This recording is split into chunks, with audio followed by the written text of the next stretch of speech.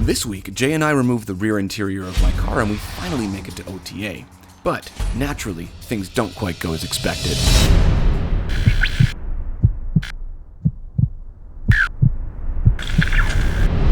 Okay, so OTA is in 2 days. 3 days? 2 days. It's on Saturday, yeah. We have a lot of work to do. Basically, the entire rear of the car is going to come out. Because I spec'd my car out for classing, for OTA. OTA is based on classes. So I'm in Grand Touring 4 class, which means that I checked enough boxes on my base BMW sedan that it bumped me up from T1 to GT4. So that being said, what I can do now is remove everything behind the driver's back for weight reduction. So we're going to, I've never done this before, I have no idea what's going to happen. So Jay and I are going to try and remove the interior of this car to see if we can drop the overall weight of the vehicle. All right, let's do this. All right. It's all held down in one bolt. It's not all held down in one bolt. It's a safer vehicle than that, Jay. Are we leaving the seat belts in? That's a good question, actually. Well, there's going to be a roll bar back here. No one can sit here. So let's remove the seatbelts. Unless I get like some sort of annoying seatbelt warning. You know that's going to happen. It's a BMW. There's like 4 million sensors. That looked like it fit, Jay, but it doesn't. Clearly, things were off to a smooth start. Wait. No, that's it. Hold on. I got it. All right, I have removed one bolt. I don't know what that did. Oops. Jay, can you release that again, please?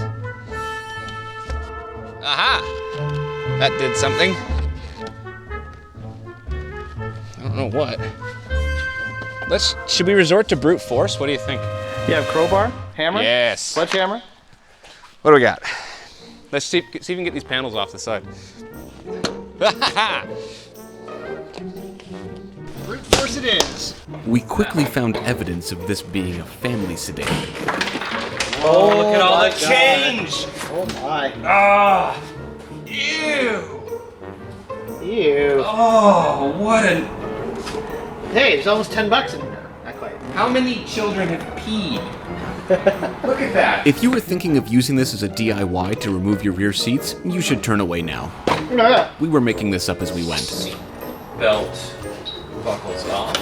This is gross. You get a good deal on this car. There's nothing money left over. Nice.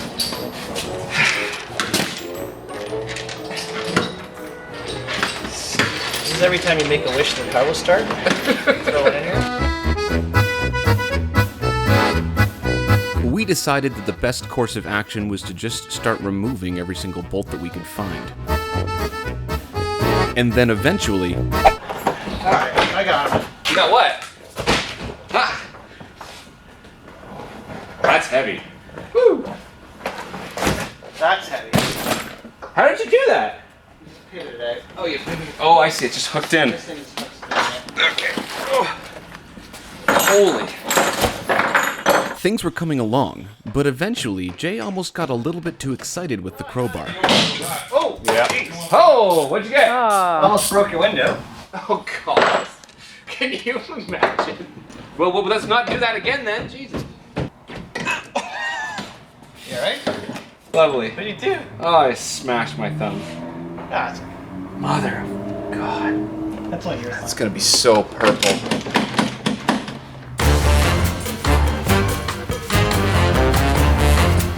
Check this out. It came out in such a flurry, I'm not exactly sure what it was for. I think it covers the speaker.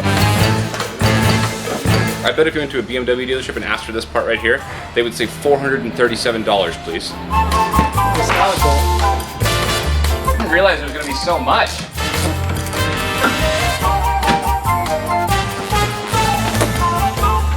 The amount of rubber and insulation in the back of one of these is unbelievable. I had a feeling that the interior of my car was going to be pretty loud now.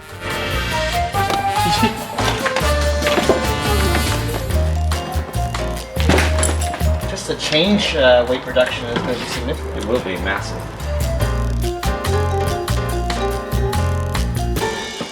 I took advantage of the lift at JRP and decided to drain and refill my coolant. Naturally, I spilled coolant all over the floor.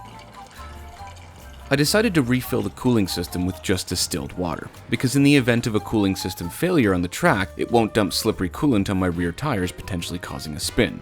I also added some red line water wetter, which will help with heat transfer and is supposed to lower overall cooling temps. So just like that, somehow, the car was ready for the first Ontario Time Attack. I arrived with Team Pata at Toronto Motorsports Park with my car, which was now covered in decals, and with the official Ontario Time Attack banner and door cards, it was finally looking like a proper track car. I attended the drivers' meeting and they laid out the rules for the day. Lapping and practice sessions were in the morning and the real competition would start in the afternoon. But since I was new to OTA, I had to be signed off. They paired me up with an instructor who asked me questions about my car and told me he would ride with me to check if I could handle a car safely. I also took my car for an inspection and they checked my helmet, but I wasn't worried about that at least because it's a brand new HJC Racing helmet which I picked up at JRP this spring. In no time, we were in the car, and the instructor told me that I should point out my braking and turn-in points, but I explained that I don't really use them. So I might have to look for the turn-in point because I'm usually looking towards the apex before I turn in. Okay. So that's what dictates my turn-in point usually, right? Okay. As opposed to memorizing marks in the field. Okay, I just want to make sure that I'm interpreting what you're interpreting. Yep, That's why okay. I'll ask you to call it out. After the typical synchronized wristband dance, we were on the track. The instructor watched me for a while, and I did my best to just focus on driving. I wasn't pushing hard, but I was paying attention to how the car felt, so that I could have as much information as I could to make adjustments before the timed runs. I talked him through my inputs and my line, and showed him that I was watching the marshalling stations for flags. It was good to see that OTA ran such a high standard of safety. Had a good session. Yeah, very good session. You didn't spin the car, that's an accomplishment. Well, that's important. Yeah.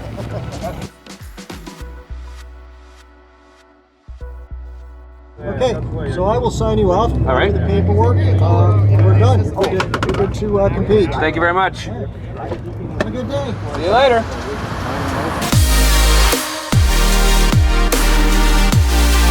Of course, between sessions, I had to take a walk to check out all of the wild cars that showed up to compete.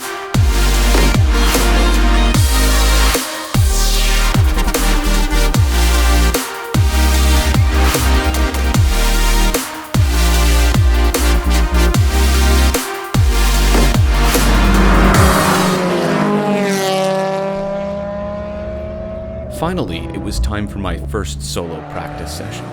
My plan was simple: warm up slowly and then gradually push the car harder and harder. This run wasn't timed by OTA, but I still had my personal lap timer running.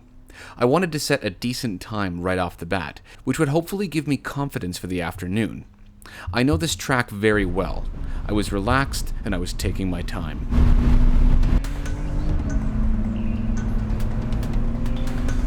At this point, things were going swimmingly. The HSD coilovers that we installed felt fantastic. They kept the wheels planted and the car flat. My StopTech brakes showed no signs of fading. In fact, everything was going very, very well.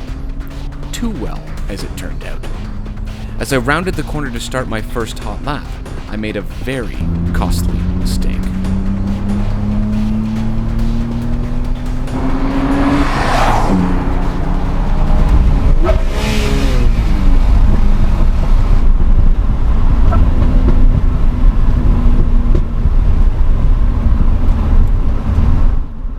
I didn't know what happened. In my mind, I did nothing wrong. I just upshifted into fourth.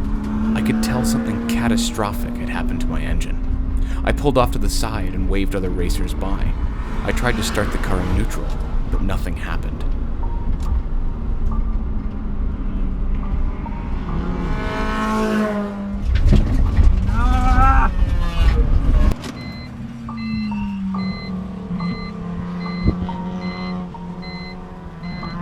I just exploded my engine, or the driveline somewhere. Completely.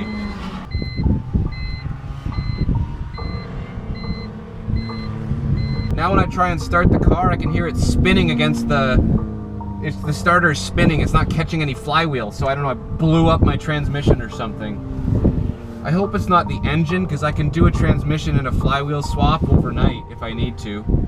I would just really love to not have to do that. like really, really love to not have to do that. This is what racing is all about, I guess.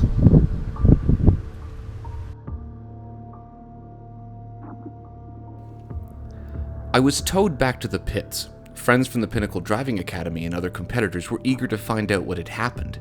I explained what I thought went down to fellow BMW owner Val, who suspected a money shift, meaning I put it into second gear instead of fourth. Naturally, I denied this at first, but sadly, that's very clearly what happened. The question now is, how bad was the damage?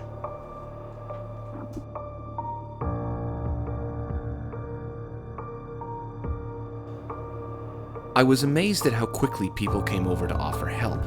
This is grassroots motorsports at its finest. I can't thank these people enough. We pushed the car up on a trailer so I could take a look underneath. There wasn't any visible damage to the drivetrain or the flywheel, but we couldn't figure out why it felt like the starter was spinning but not turning over the engine. So it was time to get to work. Val and I removed the valve cover, and I found that the engine was turning over, but there was no compression. We started tossing theories at each other. Oh man, Timing. I can barely feel even the piston moving up. So It's timing change. You get to pray that you've skipped enough teeth that the valves open didn't too soon, bend. but they haven't banged the top of the piston. Usually when they're bent, I don't see it. you're gonna skipping hear the knocking in here, even when turning. Yeah? Or usually That chain and that guide is in too good of a condition to skip a tooth. And if it did skip a tooth, one of any of these gears would have a marking. Okay. We spent some more time with it, but we realized that I had no choice but to remove the head to find out how extensive the damage was. There was only one thing for it: time for a tow. Let's go, pick up the speed, guys. Let's go. Push. Push. Nice. Afternoon. It dawned on me that I only had 2 weeks to fix this thing before the next Ontario Time Attack, and I was not going to miss another one.